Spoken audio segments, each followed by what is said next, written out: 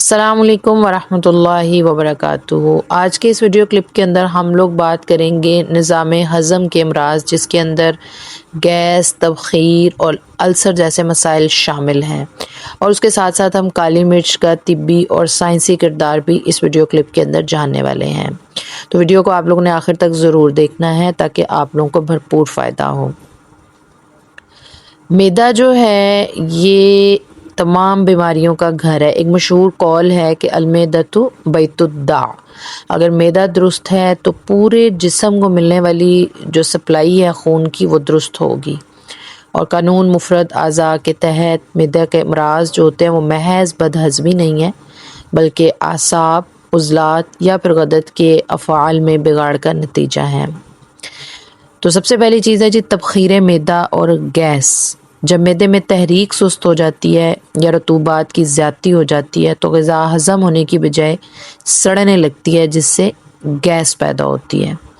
عضلاتی تبخیر یعنی تیزابیت والی گیس یہ خشکی کی وجہ سے ہوتی ہے، پیٹ پھول جاتا ہے، سینے میں جلن ہوتی ہے اور کانسٹیپیشن رہتی ہے۔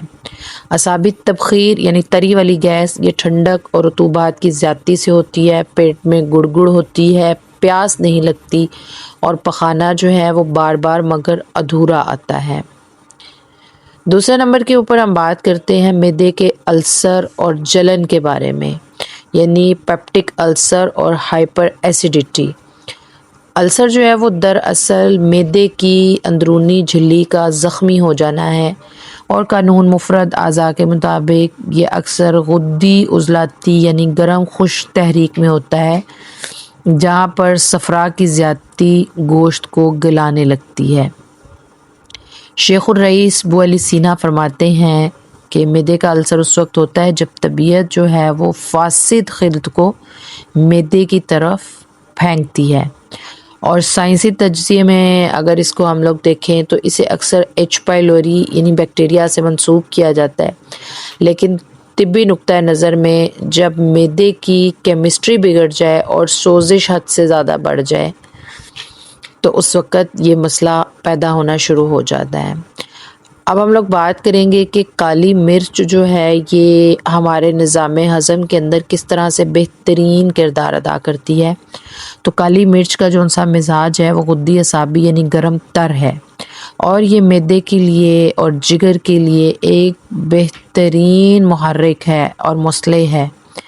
غدی اعصابی ہونے کی وجہ سے یہ جسم کے اندر حرارت غریزی پیدا کرتی ہے اور فاسد رطوبات کو اعتدال پر آتی ہے۔ یہ جگر کو متحرک کر کے صفرا کی پیدائش کو درست کرتی ہے، جس کی وجہ سے ہضم کا عمل جو ہے وہ تیز ہو جاتا ہے۔ کالی مرچ کے اندر جو ہے وہ ہائپرین پایا جاتا ہے، یہ معدے میں ہائیڈروکلورک ایسڈ کے اخراج کو متوازن کرتا ہے، جو کہ پروٹین کو ہضم کرنے کے لیے بہت ہی زیادہ ضروری ہے۔ طبی فلسفے سے اگر دیکھا جائے تو کالی مرچ اعصابی رطوبات یعنی بلغم کی زیادتی کو ختم کر دیتی ہے اور عضلاتی خشکی اور سدوں کو کھول کر تبخیر کو روکتی ہے، اور یہ کاسر ریا یعنی گیس کو توڑنے والی دوا ہے۔ اعصابی مریض جو ہیں یعنی جنہیں سردی والے مریض جن کے لیے رطوبات اور سستی کی شکایات ہوں تو یہ کالی مرچ ان کے لیے آب حیات ہے۔ یہ ان کے سست معدے کو متحرک کر کے ہضم کو درست کرتی ہے، اور تیزابیت والے مریض یعنی جو عضلاتی مریض ہیں ان کی قبض کے مریضوں کے لیے یہ ایک بہترین مسلح ہے، اور یہ خشکی کو کم کر کے رطوبات پیدا کرتی ہے، جس سے ہضم جو ہوتا ہے وہ بہترین ہو جاتا ہے۔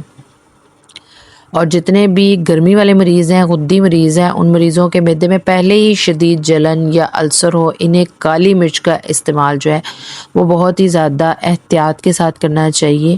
ان کے لیے کالی مرچ کے مقابلے میں ملٹھی اور سونف جو ہوتی ہے وہ زیادہ مفید ثابت ہوتی ہے۔ تو قانون مفرد اعضاء کے مطابق ہضم جو ہے وہ صرف معدے میں نہیں ہوتا بلکہ 4 درجات میں مکمل ہوتا ہے۔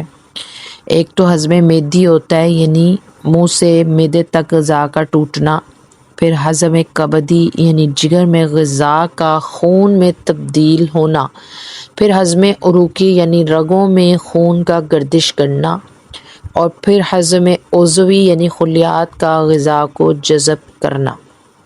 تو اگر پہلے مرحلے معدے میں خرابی ہو تو باقی تینوں مراحل بھی جو ہوتے ہیں وہ متاثر ہونا شروع ہو جاتے ہیں، جس کی وجہ سے خون میں ٹاکسنز یعنی زہریلے مادے شامل ہونے لگتے ہیں۔